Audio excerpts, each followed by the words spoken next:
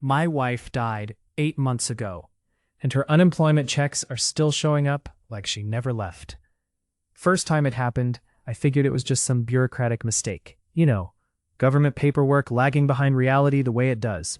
So, I called the office, sat on hold for 40 minutes, and they told me the claim was still active because nobody had filed the right form to close it out. Fine. Annoying, but fine. Except the second envelope that came wasn't just a check.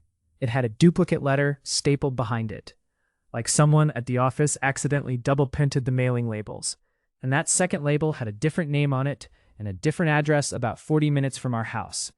I sat in my car in the driveway for probably 20 minutes just staring at it, because I recognized the last name.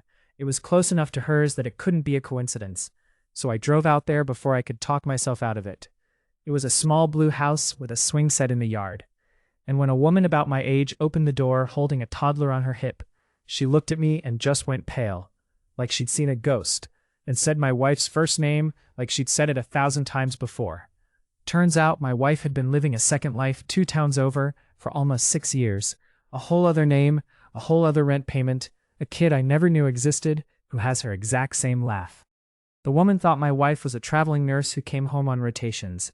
I haven't told her the truth yet, that the woman she loved has been dead for 8 months, because once I say it out loud, there's no version of my life that goes back to normal.